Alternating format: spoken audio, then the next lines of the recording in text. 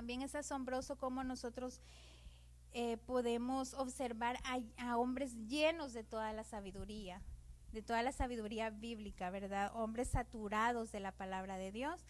Y como aquel que dio, no sé si usted se recuerda, su primer discurso, que a través de un viaje impresionante, un viaje doctrinal del Antiguo Testamento, y este fue Esteban, no sé si usted lo recuerda, y usted lo puede corroborar en Hechos capítulo 7, si no mal recuerdo.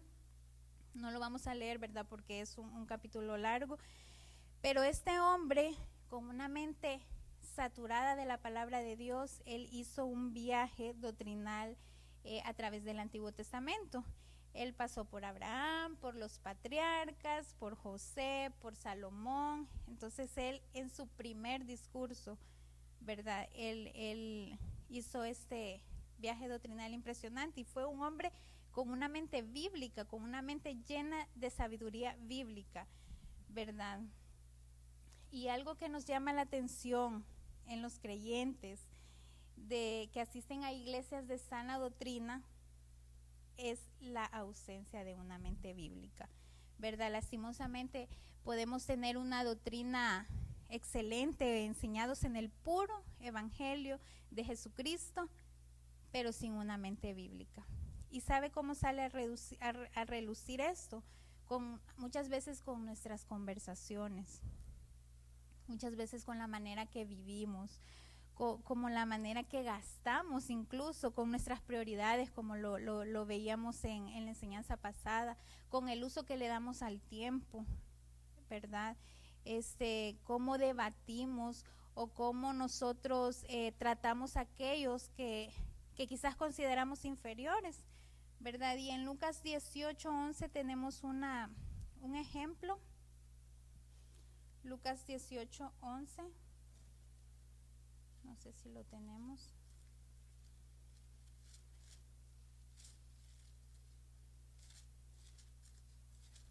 Dice la palabra del Señor en Lucas 18:11. Dice: el fariseo, puesto en pie, oraba consigo mismo de esta manera: Dios, te doy gracias porque no soy como los otros hombres, ladrones, injustos, adúlteros, ni aun como este publicano.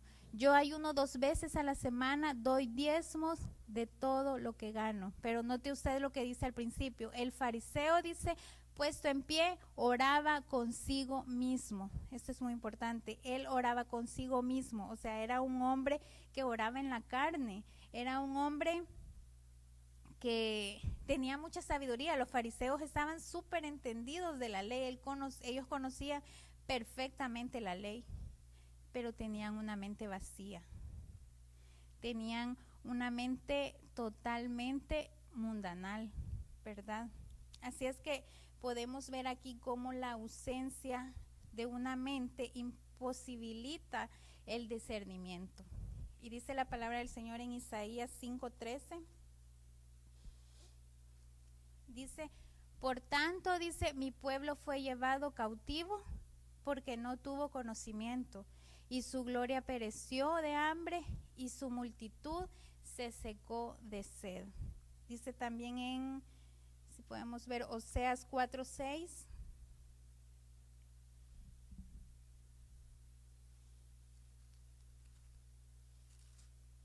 Dice Oseas 4:6: mi pueblo fue destruido porque le faltó conocimiento.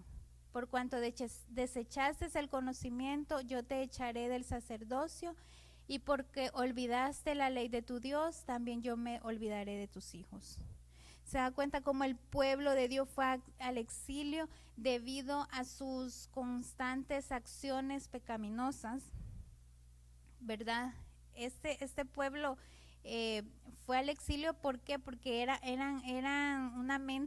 tenían una mente carnal, y sabe que Dios dice: por cuanto desechaste el conocimiento. Dios, ese exilio, Él lo atribuyó a la falta de conocimiento. Dios lo atribuyó eso a una falta de mente bíblica, es decir, a una falta de discernimiento, a una falta de profundizar en las escrituras, de profundizar en el carácter de Cristo, de profundizar en el evangelio puro. Y si usted lee más atrás en Isaías acerca de la viña, creo que habla de la viña y en Isaías 5 también, haciendo referencia al pueblo de Israel, el Señor les decía de que esa viña había dado uva silvestre, y o sea, había dado malos frutos, y él les decía, ¿qué más puedo hacer yo? Decía él, con esta viña, si les he dado todo, si les he hecho de todo. Entonces lo mismo el Señor pudiera decir para nosotros, de que Él nos ha dado su palabra, Él nos ha dejado los medios de gracia, Él nos ha dado todo aquí en Cristo Jesús, para que nosotros estemos llenos de ese discernimiento. Y entonces el hombre que no escudriña la palabra de Dios no podrá adquirir una mente bíblica, porque todo comienza en el conocimiento de Dios, y es ahí donde el Señor se revela.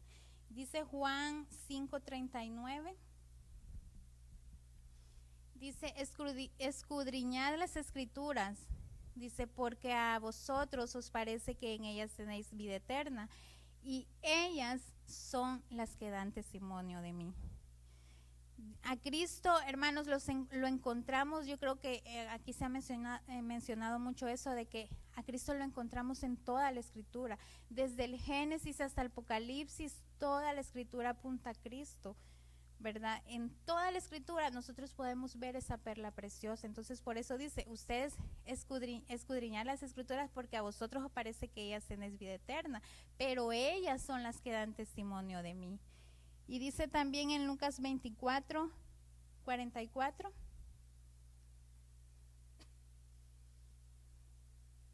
Lucas 24:44,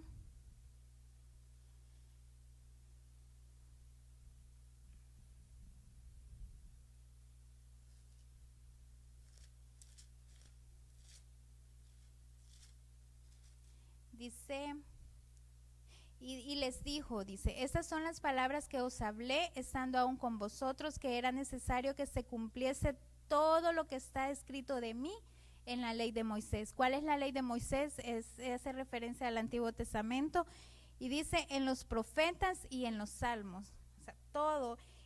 Cristo aquí está dando como testigo a Moisés, a los profetas y a los salmos, que todo nos apunta a Cristo, ¿verdad? Así es que de ahí es que existen iglesias tan llenas. Sí, ustedes han visto aquellas iglesias llenísimas, ¿verdad?, de personas, pero con una mente vacía, de Cristo, ¿verdad? ¿Y sabe por qué? Porque muchas de estas predicaciones se centran en el hombre. Esas no están dirigidas a Cristo, sino están dirigidas al hombre, lo que se conoce como unas predicaciones antropocéntricas y no cristocéntricas, no crucéntricas, ¿verdad?, que apuntan al yo y no dan la gloria a Cristo. Y es por eso de que esas iglesias están llenas. ¿Por qué? Porque calman la conciencia, quizás porque le dicen a la gente, le prometen cosas que el Señor nos ha dicho, ¿verdad? Y es ahí donde ellos aquí es donde ellos pueden tener un conocimiento profundo de la palabra, pero no lo tienen correcto. Así es que vamos a observar las consecuencias de la caída del hombre. Vamos a observar lo que dejó la caída del hombre. Dejó una mente endurecida. Y eso lo vemos en 2 Corintios 3:14. 2 Corintios 3:14 dice, pero el entendimiento de ellos se embotó, o sea, se endureció. Porque hasta el día de hoy, dice, cuando leen el antiguo pacto, les queda el mismo velo, no descubierto, el cual por Cristo es quitado. Entonces ahí está haciendo alusión al pueblo de Israel, ¿verdad? De que dice de que ellos, les decía Pablo a los de los Corintios, de que ellos se quedaban, o sea, tenían una mente endurecida. Entonces eso es consecuencia de la caída. También podemos ver un entendimiento cegado en 2 Corintios 4:4. Dice, en los cuales, dice, el Dios de este siglo. ¿Quién es el Dios de este siglo? Es Satanás. en los cuales, dice, el Dios de ese siglo cegó el entendimiento de los incrédulos, para que no les resplandezca la luz del evangelio de la gloria de Cristo, el cual es la imagen de Dios. Ahí podemos ver el entendimiento cegado. También nos dejó una mente envanecida, en Efesios 4:17. Dice, esto pues digo y requiero en el Señor, que ya no andéis como los otros gentiles, que andan, dice, en la vanidad de su mente, una mente envanecida. También nos dejó un entendimiento entenebrecido, Efesios 4:18. Dice, teniendo el entendimiento entenebrecido, ajenos de la vida de Dios, por la ignorancia que en ellos hay, por la dureza de su corazón. Una mente carnal, en Colosenses 2:18.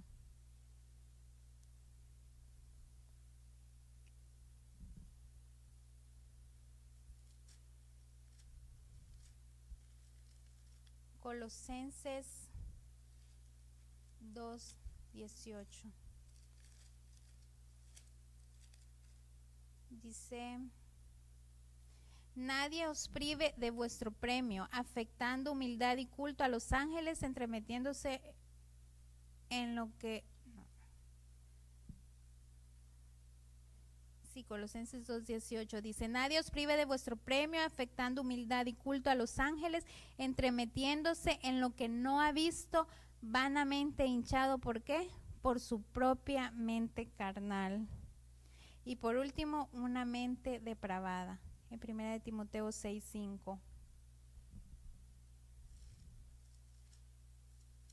Dice, disputas necias de hombres corruptos de entendimiento. O sea, una mente depravada, disputas necias de hombres corruptos de entendimiento y privados de la verdad, que toman la piedad como fuente de ganancia. Apártate de los tales, le dice Pablo a Timoteo. Entonces todo esto es consecuencia de la caída, consecuencia de cuando entró el pecado en el hombre, ¿verdad? Así es que aquí nosotros podemos darse cuenta, o no sé si usted se da cuenta, cuánto necesitamos ser libertados. Cuánto necesitamos que nuestra mente caída sea libertada y que necesita a Cristo, ¿verdad? Y Pablo escribió en 1 Corintios 2:14, dice, pero el hombre natural no percibe las cosas que son del Espíritu de Dios, porque para él son locura y no las puede entender. ¿Por qué? Porque se han de discernir espiritualmente. Entonces la mente caída produce una orientación del pensamiento de la vida del hombre egocéntrica. O sea, como lo vimos en la enseñanza pasada, que todo a mi estándar, todo lo que yo pienso y como yo lo veo y como yo lo quiero ver y como yo quiero que las cosas sean. O sea, todo, la mente caída, la mente carnal, produce esa orientación egocéntrica, o sea, hacia el yo, ¿verdad? Y todo eso nos deja ver cuánto más necesitamos a Cristo y cultivar esa mente bíblica, ¿verdad? Y hay una pregunta, ¿por qué nuestros gustos, y eso es para que la meditemos, por qué a veces nuestros gustos, nuestras preferencias, nuestras inclinaciones, nuestros deseos no tienen una orientación vertical hacia Cristo? ¿Por qué nuestros deseos tienen una mente horizontal, o sea, al mundo y no vertical? Este lunes yo escuchaba una predicación de mujeres acerca de las mentiras de este mundo, y decía la hermana de que por qué muchos creyentes, quizá ya maduros en la fe o quizás recién convertidos, ¿verdad?, nos empezamos a preguntar, decía ella, preguntas absurdas como, ¿es malo esto? Y si, como por ejemplo, ¿y bailar es malo? ¿Y será pecado esto? ¿Y será pecado aquello? Entonces, pero decía ella, no, pero nunca escuchamos la pregunta, mire pastor, en vez de venir yo a la iglesia el domingo al servicio, voy a ir a evangelizar, voy a ir allá a los estacionamientos, hay tantas almas perdidas, y ¿usted cree que está bien eso? No, dice ella, nunca se escucha esa pregunta, solo, ¿y es malo, será malo esto, será pecado esto? ¿verdad? Y son preguntas que nosotros nos hacemos y todo es para satisfacer nuestra carne, para satisfacer nuestra mente carnal, nuestras necesidades carnales, o sea, apuntando a lo horizontal, perdón, y no a Cristo, no a lo que glorifica al Señor. ¿Y sabe por qué? Porque carecemos de una mente bíblica. Dice la palabra del Señor en Romanos 12:2. Dice, no os conforméis a este siglo, sino transformaos por medio de la renovación de vuestro entendimiento, para que comprobéis cuál sea la buena voluntad de Dios, agradable y perfecta. Claramente se nos dice que tenemos que renovar nuestra mente con la palabra del Señor para resistirnos, dice, a conformarnos a este siglo, para resistirnos a conformarnos a este mundo. ¿Por qué? Porque es imposible que nosotros experimentemos una transformación de vida si nuestra mente no ha sido transformada primero. Es imposible eso, que nuestra vida cambie si aquí todavía tenemos esa mente del mundo, si todavía tenemos esa mente, ¿verdad?, en la orientación horizontal. Es imposible que nuestra vida vaya a cambiar. Otra pregunta, y esa sí que quisiera que me la respondieran. En el Evangelio, ¿qué es primero? ¿La mente o el corazón? ¿Qué creen que sea primero, la mente o el corazón? La mente. Dice Romanos 6:17. Dice, pero gracias a Dios que aunque erais esclavos del pecado, habéis obedecido de corazón, dice, a aquella forma de doctrina a la cual fuisteis enseñados. ¿Cómo se obedeció de corazón? Por aquella doctrina que nosotros fuimos expuestos, ¿verdad? Primero nuestra mente. La mente se dice que es el centro de operaciones que dirige nuestros pensamientos, emociones, decisiones y acciones. Y ese es el orden. Pensamiento, él dirige debería de serlo. Pensamientos, emociones, decisiones y acciones. Nosotros primero debemos de pensar, luego sentir y finalmente tomamos una decisión mental que nos lleva a una acción. Pero ¿qué pasa con nosotros? Todo lo hacemos al revés. Primero sentimos, hacemos y después pensamos, ¿verdad? Y este ejemplo me causó gracia porque es cierto, nosotros a veces decimos, ay, es que yo siento en mi corazón que así es. Yo tengo una corazonada que así es, ¿verdad? Nosotros primero sentimos, actuamos y hasta después pensamos muchas veces, ¿verdad? Y el mundo nos bombardea continuamente con sus ideas. En todos lados el mundo nos está bombardeando. Si usted ve la televisión, si usted ve los rótulos, si usted... En todos los lados el mundo nos bombardea con sus ideas, ¿verdad? Y si nosotros no tenemos un filtro apropiado o algo con que contrarrestar ese ataque del mundo, nosotros vamos a ser aniquilados y rápido vamos a ceder, ¿verdad? Cuando el otro día en Mujeres decíamos, ¿verdad?, de que a veces las redes sociales nos dan un impacto o ¿cómo se dirá? Una influencia en nosotros, ¿verdad? Que a veces vemos esos posts, ay, yo no hago esto así, ay, yo quisiera ser así, ¿verdad? ¿Sí o no? ¿Qué ha pasado? Entonces esos son, o vemos a esa gente, ¿verdad?, que le va bien y que esa gente que es inconversa y nosotros sí vamos a la iglesia, si servimos, si adoramos a Dios. Esos son los ataques del enemigo, esos son los ataques del mundo, esos son las ideas del mundo. Pero si no tenemos ese filtro con que contrarrestar eso, si nuestra mente no está forjada en la palabra, si nuestra mente no dice, no, pero en su palabra Dios dice esto, entonces nosotros vamos a ceder, ¿verdad? Recuerda a Jesús, usted en la palabra resistiendo a cada tentación en el desierto, ¿Usted recuerda cómo él resistía a esas tentaciones? En Mateo 4 lo podemos ver. Él decía, escrito está. Él no decía, ay, mira, Satanás, fíjate que yo siento que tú estás siendo malo conmigo. No, él decía, escrito está. Y él citaba la palabra de Dios. ¿Por qué? Porque él tenía una mente bíblica, tenía una mente saturada de la palabra del Señor. También recordamos a José resistiendo a la egipcia en Génesis 39:9. Vamos a ver la parte B de este capítulo. Bueno, lo vamos a leer todo. No hay otro mayor que yo en esta casa y ninguna cosa me ha reservado sino a ti, por cuanto tú eres su mujer. Y esta es la parte que vamos a resaltar. ¿Cómo pues haría yo este grande mal y pecaría contra Dios? Decía José ante la tentación, ¿verdad? Cuando la esposa de Potifar quería acostarse con él.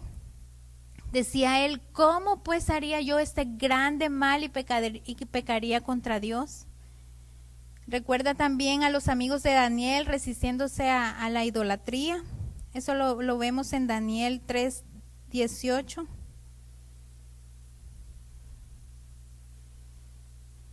Y dice, y si no sepas, oh rey, que no serviremos a tus dioses, ni tampoco adoraremos a la estatua que has levantado. Estos hombres tenían una mente inclinada a la voluntad de Dios.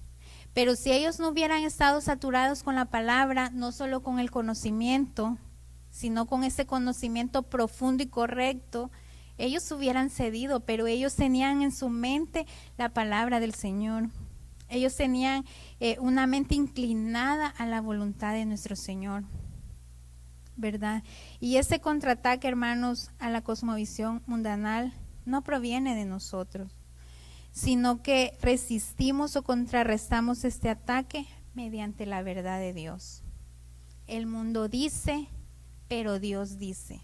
Ese debería de ser nuestro contraataque, nuestro filtro. El mundo dice esto, sí, pero Dios me dice esto. Dios me dice esto en su palabra, ¿verdad?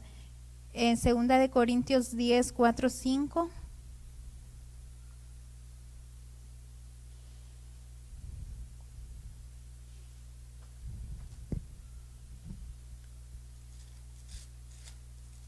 Segunda de Corintios 10, del 4-5 dice, porque las armas de nuestra milicia no son carnales, sino poderosas en Dios para la destrucción de fortalezas. ¿Qué vamos a hacer con la palabra? Dice, derribando argumentos y toda altivez que se levantan contra el conocimiento de Dios. Y dice, llevando cautivo todo pensamiento a la obediencia de Cristo. ¿Cómo se va a derribar esa fortaleza? ¿Cómo se van a derribar esos pensamientos?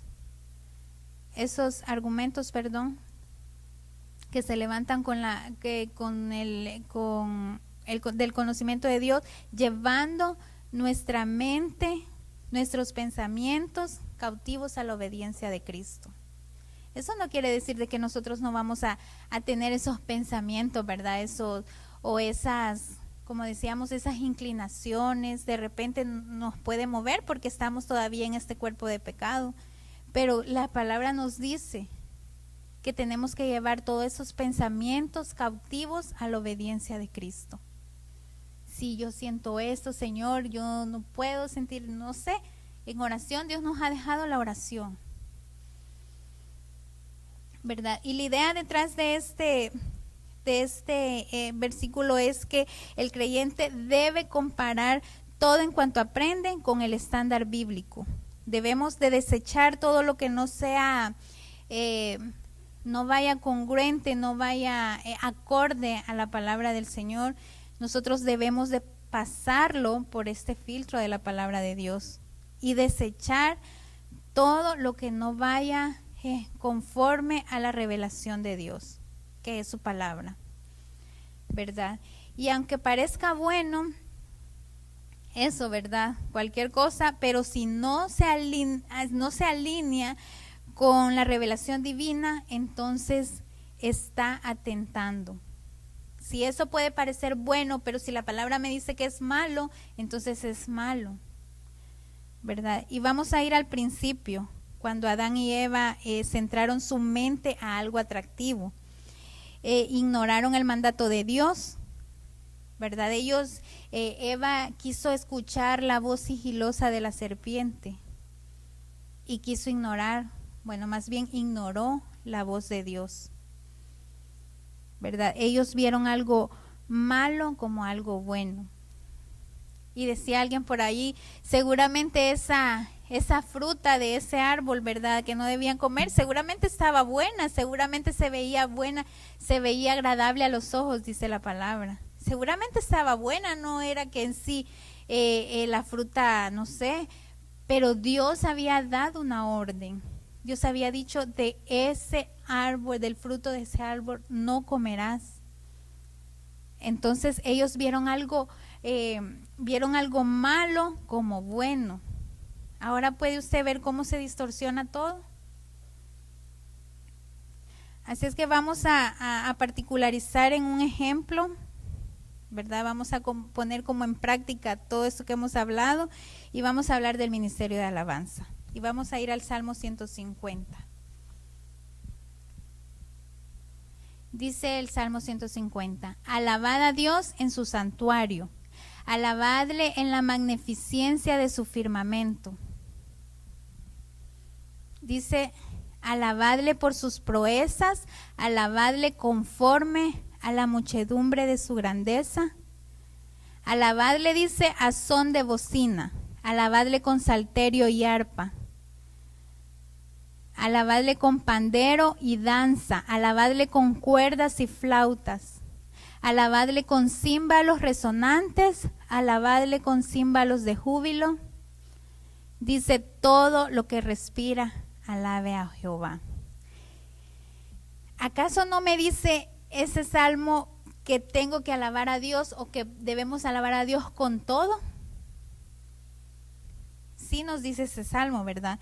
Entonces, para que suene mejor, ¿verdad? Esos himnos espirituales tan bonitos, ¿verdad? Podemos nosotros ponerle un poco de ritmo pegajoso para que se escuche mejor.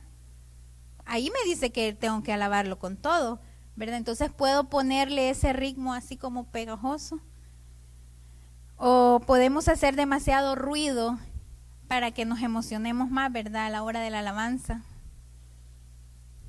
¿O podemos acaso cambiar el nombre de Cristo en una alabanza por algo que suene más emotivo a mi corazón? Y quitémosle el Cristo, el nombre de Cristo. Porque el Salmo me dice que lo alabe con todo, ¿verdad? Usted ya sabe la respuesta a todas las preguntas, ¿verdad? Que no, ¿verdad? Mire cómo dice Isaías 5:20. Dice, ay de los que a lo malo dicen bueno y a lo bueno malo, que hacen de la luz tinieblas y de las tinieblas luz, que ponen lo amargo por dulce y lo dulce por amargo. ¿Se da cuenta cómo ahora la importancia de una mente bíblica? De que la palabra me dice, pero no solo, hay que estudiarlo profundamente y correctamente. Nuestra cosmovisión bíblica va a producir una apreciación o una perspectiva diferente al momento de escribir, al momento de entonar, al momento de dirigir la alabanza. Nuestra cosmovisión bíblica va a cambiar todo. ¿Por qué? Porque nosotros estamos conociendo, usted está conociendo al Dios de la Biblia. Si usted tiene una mente bíblica, toda la perspectiva cambia. ¿Por qué? Porque está conociendo al Dios de la Biblia. Y está percibiendo y está conociendo cómo a Él le agrada que lo alaben. ¿Verdad? Como alguien dijo, por ahí escuchaba que alguien decía que debe haber teología, debe existir teología en la adoración. Debe existir teología en la alabanza. O sea, debe existir conocimiento de Dios en la alabanza. Yo creo que ya le hemos hablado de que debemos, en la alabanza tiene que ser palabra de Dios, tiene que ser el evangelio de Cristo, tiene que apuntar a Cristo también la alabanza. Y una mente no cristiana no tiene aprecio por la palabra de Dios, ni por lo que Dios piensa o por lo que Dios le agrada. O sea, todo lo hace como Él lo ve bien. No lo pasa por ese lente, ¿verdad? Por ese lente bíblico, por ese filtro.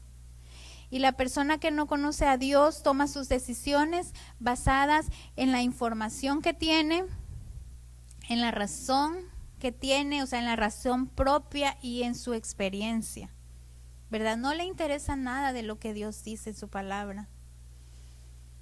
Y esto me hace reflexionar también ahí mismo en esa área de la música. Cuando un artista secular, ¿verdad? Tanto que se ha escuchado de los artistas esos seculares que se convierten al cristianismo. Y ellos vienen y quieren traer toda su cosmovisión y adaptarla. Adaptar lo que funcionó en el mundo a un reino completamente espiritual. No sé si usted ha notado eso, que muchos artistas no les interesa lo que Dios dice. O sea, ellos quieren en el cristianismo, pero se quieren traer eso mundano a la alabanza, digamos. Que a veces es algo tan absurdo que a veces hay alabanzas que tienen ritmo de reggaetón, que tienen ritmo de esa, ¿cómo se dice? De esa música que está de moda, esa música de banda. O sea, quieren traer ese género, adaptarlo a una alabanza. O sea, usted puede ver el ejemplo. ¿A dónde se escucha esa música? Solo en las discotecas, solo en, no sé, en los bares. Y traerlo a lo espiritual, a un reino, a un mundo completamente espiritual. Y ahí es donde dice el Señor: a lo malo dicen bueno y a lo bueno malo, ¿verdad? Pero la mente verdaderamente cristiana piensa en otro orden. Primero tomamos la información que recibimos, esa es una mente cristiana, la filtramos a través de nuestra conciencia, porque sabemos que nuestra conciencia, ahora que somos creyentes, ha sido afectada por la palabra de Dios, ¿verdad? Entonces filtramos a través de nuestra conciencia, filtramos especialmente a través de la revelación de Dios, que es la palabra. Sometemos todo, como nos decía el versículo, todo pensamiento a los pies de Cristo, y finalmente decidimos. Esa es una mente verdaderamente bíblica, la mente verdaderamente cristiana. Dice en Primera de Crónicas 28:9.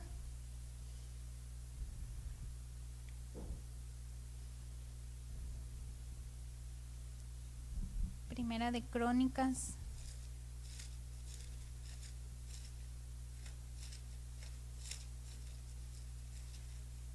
28:9.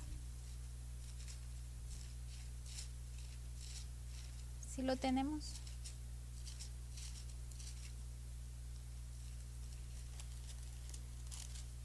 Dice: y tú, Salomón, hijo mío, reconoce al Dios de tu padre. Dice: y sírvele con corazón perfecto y con ánimo voluntario. Lo que veíamos la enseñanza pasada, ¿verdad? De que nosotros, si lo vamos a hacer de esta manera, tenemos que hacerlo con un ánimo voluntario. Debemos de hacerlo por convicción y no por imposición.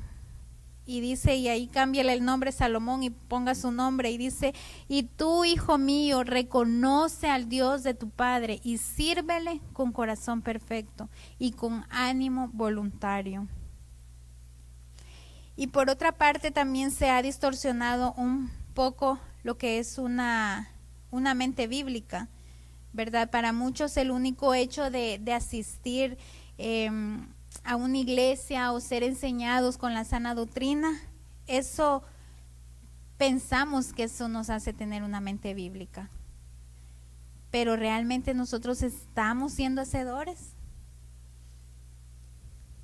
Dice la palabra de Dios en Santiago 1, del 22 al 25.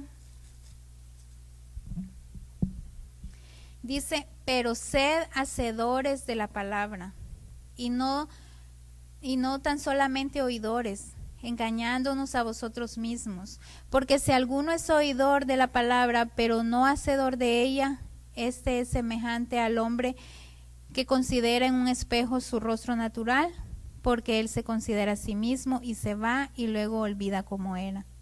Mas el que mira atentamente en la perfecta ley, la de la libertad, y persevera en ella, no siendo oidor olvidadizo, sino hacedor de la obra, será bienaventurado en lo que hace. Así es que no pensemos, hermanos, que solo por venir a la iglesia y escuchar nosotros vamos a tener una mente bíblica, no. Es necesario que nosotros seamos como esos hermanos de la iglesia primitiva, de que vamos y escudriñamos lo que aquí escuchamos, vamos y anotamos y vamos a ver a la Biblia y a estudiar, a ver si lo que a mí me han dicho en ese púlpito es cierto o va conforme a las escrituras. No solo nos debemos de quedar así, ¿verdad? Y también para muchos el cristianismo es como un uniforme que se colocan solo los domingos, pero jamás lo volvemos a usar en el resto de la semana. Efesios 6:11.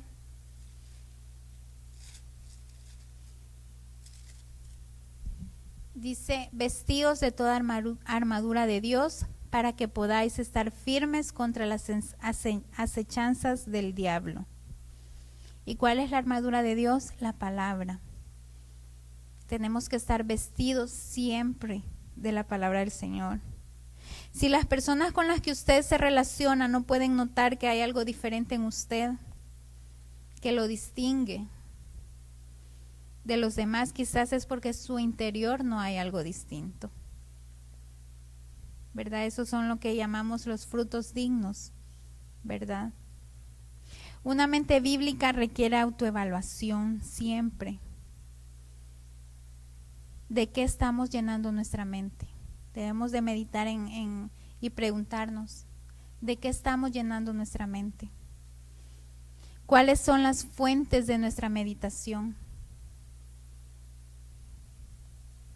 Y por otra parte también, ¿verdad? Cometemos el gravísimo error de evaluar la espiritualidad de un creyente en base a su conocimiento. Porque como leímos, ¿verdad? No solamente tenemos que oír, no solamente tenemos que llenarnos intelectualmente, sino también la palabra debe descender a nuestro corazón. Y mire, los fariseos tenían demasiado conocimiento y ya lo vimos el ejemplo, ¿verdad? Pero carecían de una mente bíblica, de sabiduría, y tenemos el ejemplo de Simón el mago, que adquirió mucho conocimiento, no sé si usted lo recuerda, pero con una mente cautiva. Podemos ver a Judas también, que él adquirió conocimiento, él caminó con Cristo, pero con una mentalidad depravada, ¿verdad? Como lo vimos en los versículos. Ya para ir finalizando, muchos tenemos la información, o sea, el conocimiento, pero no sabemos cómo aplicarlo, o sea, la sabiduría. Por lo tanto, en nosotros no hay una consistencia en nuestro caminar, la convicción. Y como consecuencia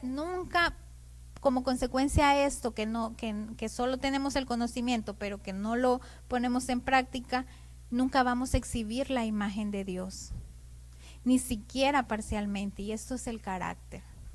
¿Se recuerdan que hablamos acerca de eso en la primera enseñanza, creo, acerca del carácter? Mire, nosotros podemos memorizar la Biblia